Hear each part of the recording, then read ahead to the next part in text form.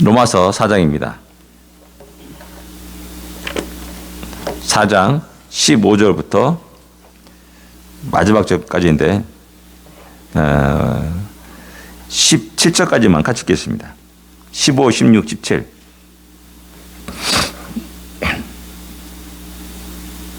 사장 15, 16, 17 같이 읽겠습니다. 율법은 진노를 이루게 하나니 율법이 없는 곳에는 범법도 없느니라.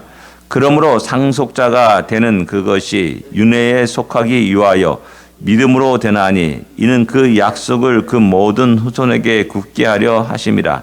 율법에 속한 자에게뿐 아니라 아브라함의 믿음에 속한 자에게도 그러하니 아브라함은 우리 모든 사람의 조상이라. 기록된 바 내가 너를 많은 민족의 조상으로 세웠다 하심과 같으니 그가 믿은 바 하나님은 죽은 자를 살리시며 없는 것을 있는 것으로 부르시는 이신이라. 아멘. 그 앞부분에 이제 상속자라는 얘기가 나옵니다. 그 약속이라는 단어가 나오고요. 어제 말씀드렸듯이 우리는 자녀들에게 율법을 얘기했지 약속을 얘기하지 않았다는 사실입니다. 그러다 보니까는 그 잔소리라고 생각하죠. 자녀들은 부모들은 잔소리하는 사람이라고 그러고 그래서 속된 말로 꼰대라는 말을 표현하면서 이야기합니다. 저 사람 꼰대 같다라는 것은 그냥 이거 하지 마라 저거 하지 마라 잔소리하고 간섭하고 하는 그런 모든 사람들을 꼰대라고 말하는 거죠. 우리 젊은 세대 사람들이. 그렇게 이제 우리가 참으로 하나님의 은혜 속에 살면서도 우리는 자꾸 율법을 강조하면서 율법의 그 무거운 짐들을 자꾸 얹어놓는 그런 삶을 살았다는 겁니다. 그것이 15절입니다. 율법은 진노를 이루게 하나니 율법이 없는 곳에는 범법도 없느니라. 이 말을 이 말이 무슨 말이 갑자기 툭 튀어나온 것 같은데 이 말이 역으로 생각하게 되면 율법은 계속 추가됐습니다. 없어진 게 아니에요. 점점 없어진 게 아니라 인간이 악한 그대로 또 다른 율법이 추가되고 또 다른 율법이 추가되고 계속 그런 역사를 가져왔습니다. 왜? 율법이 없는 곳에는 범법이 없잖아요. 뭐냐면 책망할 수가 없는 겁니다. 성문법이 없으니까는 어떤 법적 조문이 없으니까는 그 처벌할 수 있는 근거가 없어요. 그러니까 안 되겠거든요. 그래서 처벌 조항을 만들어 놓는 겁니다. 그러니까 이런 것들이 계속 반복되는 겁니다. 그래서 점점 추가되는 거죠. 우리 어렸을 때 우리 어머니들이 뭐라 그럽니까? 놀지 마라 그랬죠. 그 다음에 또 만화 보지 마라 그랬죠.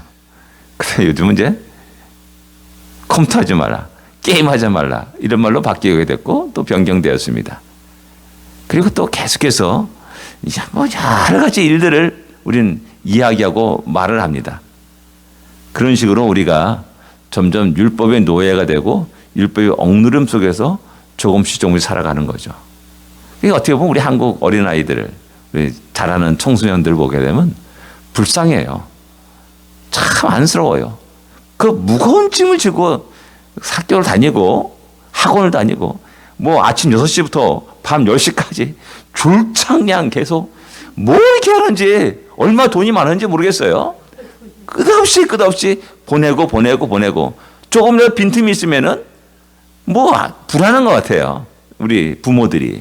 그래서 뭔가를 해야 되고 시켜야 되고 하면서 계속 늘어나요. 우리 때는 웅변학원 같은 거, 주산학원 같은 거, 암기학원 같은 걸 다녔어요. 요즘은 뭐 신기하게 별의별 다 있더라고요. 예, 그렇게 점점 살다 보니까 지치고 피곤한 인생을 살아가야 되는 거죠. 그러니까 기쁨이 없어요. 감사가 없어요. 그 내용이 이제 16절에 나오는 겁니다. 상속자가 되는 그것을 은혜에 속하기 위해서 믿음으로 되나니 이런 말입니다. 상속자가 되는 것은 율법을 지킴으로 말미암아 되는 것이 아니라는 겁니다. 믿음으로 되고 은혜로 우리가 상속자가 된다라는 사실을 16절에 이야기하고 있는 겁니다. 우리가 죽게 되면은 우리 자녀들이 자연스럽게 우리의 상속자가 됩니다. 우리가 재벌이라 하면은 그 상속 재물을 갖고 아주 연락에 아주 상당히 싸우게 될 수도 있습니다. 없는 것이 감사하죠. 또 어떻게 보면. 근데 그 상수가 되는 것이 너 요거 했기 때문에 상수되고 요거 안 했기 때문에 상수가 되고 안 되고 그런 게 아니지 않습니까? 내 자녀예요. 우리의 자녀예요. 자연스럽게 그에게 상속의 권리가 주어지게 됩니다. 우리가 믿음으로 말미암아 의롭게 된다는 것이 바로 그런 겁니다. 하나님 우리를 자녀 삼으셨습니다. 우리가 그의 상속자가 되고 기업 이을 자가 되는 것이죠. 이런 것들을 우리는 자꾸 신앙생활하면서 망각하게 되는 거죠. 그래서 또 다른 것들을 추구하고 또 다른 것들을 추구하고 또 다른 걸 추구하고 하는 그런 모습을 보여줍니다. 교회도 뭐예요? 똑같아요. 교회 내규가 있어요. 대부분 사람 교회로 보면 내규가 있더라고요. 이거저거 해야 쫙 있는 거죠. 장로가 될 조건 쫙 있는 거죠. 제사 훈련을 해야 된다. 별의별 게 다 있어요.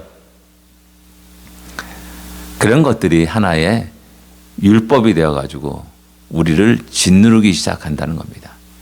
근데 중요한 것은 그것은 사라지는 것이 아니라 점점 시간이 갈수록 또 다른 필요를 느끼고 또 다른 하나를 추구하고 또 다른 하나를 추구하고 하는 그런 역사를 가져왔다는 겁니다. 그러다 보니까는 우리 성도들의 삶 속에 신앙생활 속에 기쁨과 감사가 없고 무거운 짐을 지고 나오죠. 그런 형태의 모습을 이렇게 보게 되면 금방 알 수가 있습니다. 제가 옛날에 어떤 선교단체 갔을 때 주일 예배 끝나고 이제 그곳에 가게 됩니다. 참 힘들어요. 가기가.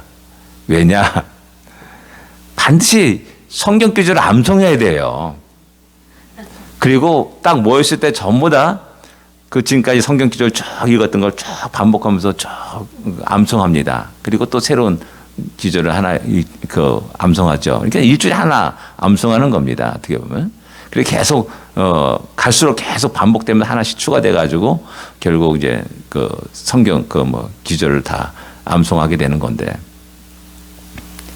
작은 것 같은데 한 기절 외우는 거 어려운 거 아니잖아요. 근데 그게 부담이 되는 거예요. 하나 할 때 몰라요.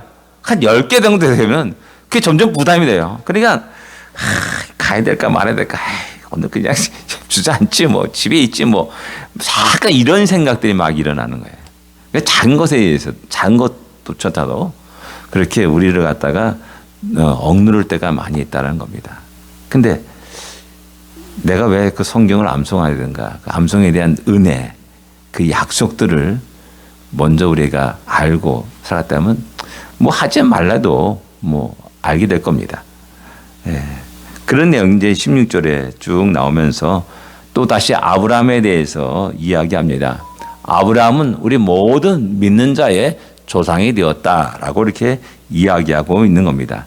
할례자뿐만 아니라 모라자도 이렇게 되었다. 그러면서 17절부터 이제 아브라함의 믿음이 어떤 믿음이었는지를 우리에게 이야기해주고 있는 겁니다.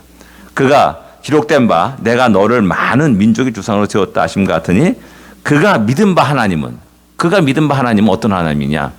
죽은 자를 살리시며 없는 것을 있는 것으로 부르시는 이신이라라고 믿었다는 사실입니다. 실제 하나님이 자식이 없을 때 그를 부르십니다. 가나안 땅에서 10년 지났는데도 자식이 없었어요. 점점 나이는 들어갑니다. 그냥 차다가 이렇게 보니까 이러다가는 아들이 없이 내가 내 생애를 망했구나. 그래서 약간 편법을 쓰죠. 인간의 생각으로 장기 계획으로 편법을 쓰죠. 이것이 율법의 속성입니다. 인간의 생각, 계획. 그것을 가지고 하나의 뜻을 이루려고 하는 그런 어떤 편법이 율법의 속성입니다. 그러니까 하갈을 갖다가 아브라함에 줘가지고 이스마엘 그 아들을 자기 품에 품으려고 하죠. 근데 하나님은 그것을 거부하십니다. 점점 나이가 들었습니다. 사라 90세고 아브라함이 100세가 99세가 됩니다. 아니죠. 100세 안 올랐으니까 99세 때 하나님이 나타나, 야, 내년에 너 이맘때 네가 아들을 낳을 것이다, 품을 것이다 라고 얘기합니다. 뭐 기가 막힌 겁니다. 젊었을 때도 아이를 못 가졌는데 또 사라는 경수가 끊어졌다라고 말하는데 이게 말이 되냐 말이죠. 도저히 이해할 수 없고 납득할 수 없고 우리 인간의 합리적으로 생각할 때 어떻게 인정할 수 없는 그런 말이라는 겁니다. 그럼에도 불구하고 아브라함은 믿었다라고 말하는 겁니다. 없는 가운데 있게 하시는 하나님, 또 하나님이 이삭이 뚝 자랐을 때 그 이삭을 번제로 드리라 라고 명령을 내립니다. 아니 그렇게 귀하게 주었다가 죽이라는 말이 합니까? 과연 이것을 어떻게 받아들일 거냐는 겁니다. 부모가 자식보다 먼저 가는 것을 갖다 가장 큰 불효라고 말합니다. 우리 한국 사람들은. 그만큼 사랑했기에 자식이 죽는 꼴을 갖다가 부모는 못 보는 거죠. 그런데 자기 손으로 그 아들을 죽여서 번제로 드리라고 말하는 겁니다. 야, 이게 어느 누구가 그것을 갖다가 말씀대로 예, 아멘하고 나가겠냐라는 겁니다. 근데 17절에 보면 죽은 자를 살리시며 이렇게 말합니다. 그런 하나님을 믿었다라고 말하는 겁니다.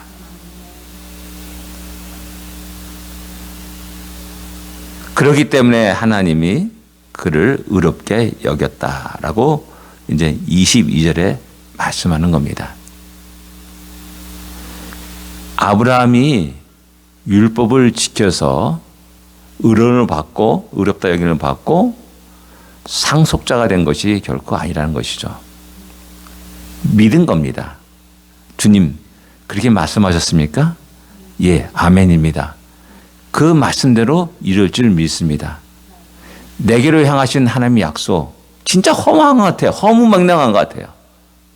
큰 민족, 아무것도 없는데 큰 민족이겠다 말하고 있고 말씀하셨고 하늘의 별처럼 땅의 바다의 모래처럼 내 민족이 이렇게 될 것이다 라고 말씀했습니다. 상상할 수 있냐는 겁니다. 지금 80세가 됐는데도 85세가 됐는데도 자식 하나 없는 겁니다. 아들 하나 없는 겁니다. 86세 난 이스마엘도 하나님 거부하십니다. 아니다. 그 아들이 아니다. 라고 말씀합니다. 그 90세가 됩니다. 95세가 됩니다. 여전히 자식이 하나도 없습니다. 그럼에도 불구하고 하나님 변함없이 너의 후손이 하늘의 별처럼 하늘의 바다의 모래처럼 그렇게 풍성해질 것이다 라고 이야기하고 약속합니다. 너의 자손에게 이 땅을 주리라 라고 또 말씀하십니다. 너는 복의 근원이 되겠다 라고 말씀하십니다. 이런 놀라운 약속들을 과연 내 인간의 지식으로 이성으로 진짜 아멘을 할 수 있냐는 겁니다. 전능하신 하나님이시기에 아멘 주의 말씀대로 될지어다. 죽은 자도 살리실 하나님이시기에 그런 전능하신 하나님이기에 그 약속은 반드시 이루어질 것을 내가 믿나이다 라고 고백하고 말하는 겁니다. 그리고 그 고백 속에서 그를 의롭다 여김을 의롭다 여기게 하였고 그 다음에 또 아브라함은 그냥 그대로 끝난 것이 아니라 하나님께 나에게 주신 그 약속을 아들 이삭에게, 이삭은 야곱에게, 야곱은 12아들들에게, 12아들을 그 모든 이스라엘 민족의 마음속에 그 약속이 살아있다라는 겁니다. 그렇게 계승했어요. 약속을 계승했고 모든 이스라엘 민족은 그 약속을 마음에 새기고 살았어요. 그리고 할례를 행했어요. 너희가 할례를 행한 그 흔적을 볼 때마다 그 약속을 기억하라고 말했는데 이 약속은 잊어버리고 할례 행하는 그 자체만을 갖다가 중요시 여긴 그 어리석은 모습으로 빠져들어갔고 자꾸만 율법을 더하는 그런 어리석음들 속에서 쭉 나간 역사가 이스라엘의 역사였다는 사실을 이야기합니다. 그래서 늘 하나님이 당신의 종들을 보내사 할례, 육신의 할례 하지 말고 마음의 할례를 해라 라고 끝없이 이야기하는 겁니다. 하나님의 약속을 다시 기억하라. 그 은혜로 살아라. 그런 말을 끝없이 메시지를 전하는데 그렇지 못했다는 겁니다. 이 이스라엘 역사가, 이런 이스라엘의 역사가 이스라엘 역사뿐만 아니라 우리 신앙인의 역사이기도 합니다. 안타깝게도 저는 어제도 말씀드렸지만은 은혜로 시작했다가 율법을 마치는 그런 어리석은 모습을 보여주고 있습니다. 그래서 끝없이 자녀들에게 하나님 약속을 이야기하기 이전에 율법을 이야기합니다. 공부해라. 학원 다녀라. 열심히 해라. 남들보다 지치지 못해요. 뒤처지면 안 된다. 야, 쟤를 봐라. 쟤는 뭐가 됐다. 왜 너는 못하니? 전부 다 비교합니다. 전부 다 상대적인 거예요. 모든 이야기가 상대적인 그런 이야기를 합니다. 우리도 그런 세계 속에 살아왔잖아요. 나도. 근데 그것을 갖다가 그대로 내 자식에게 향한다는 이 자체가 얼마나 바보 같은 짓이냐는 겁니다. 내가 그렇게 싫어하고 그렇게 탈피하고 싶고 벗어나고 싶었는데 좀 재미있게 공부하고 싶었고 재미있게 놀고 싶었고 재미있게 나의 꿈들을 펼쳐보고 싶었는데 대한민국 아이들은 안타깝게도 자신의 꿈을 이뤄가는 것이 아니라 하나의 표 자기 자신의 꿈을 이뤄가는 것이 아니라 부모가 못한 한을 갖다 풀어드리려고 하는 그 인생을 살아가고 있습니다. 그러니까 얼마나 힘들고 어려운 인생을 살아갑니까? 신앙인들이 그런 삶을 살아갑니다. 그래서 여기서 상속자라는 것, 하나님의 꿈과 비전을 계승하는 자가 되라는 그런 심각한 문제를 우리는 생각해야 됩니다. 하나님의 크고 놀라운 뜻과 계획들, 아브라함이 가졌던 그 하나님의 약속들, 비전들은 오늘 우리 마음에 새겨야 됩니다. 새겨져야 됩니다. 그리고 나를 거쳐서 내 자녀들에게, 자손들에게 계속 계승되어야 됩니다. 돈 100만 불 주는 그런 기업 일자 상속자가 아니라 하나님이 주시는 그 비전을, 꿈을, 약속을 계승하는 상속자가 되어야 됩니다. 이런 모든 것들은 율법으로 행하는 것이 되는 것이 아닙니다. 그 약속을 아멘, 믿습니다. 그렇게 되는 것입니다. 다시 한번 그런 의미에서 우리 자녀를 위해서 새롭게 기도할 수 있기를 원합니다. 단순하게 성공하여 주셔서라는 그것이 아니라 진정 하나님이 약속을 계승한 자, 받는 자가 되게 하십소서라는 기도를 하기를 원합니다. 기도하겠습니다. 하나님 아버지의 은혜를 감사합니다. 오늘도 우리에게 말씀하여 주시는 감사합니다. 우리가 너무나 잘못했습니다. 우리가 스스로 참으로 은혜롭게 살아가야 되는데 그 어려움 속에서 살았는데 다시 우리들 자녀들에게 그것을 강요했고 그들에게 무거운 짐을 짊어졌음을 고백합니다. 하나님, 다시 한번 우리가 깨달아 사오니 하나님 아브라함에게 주신 약속, 그 약속을 우리 마음에 새기게 하여 주시고 그 약속을 우리 자녀들에게 이야기할 수 있도록 하여 주시옵소서.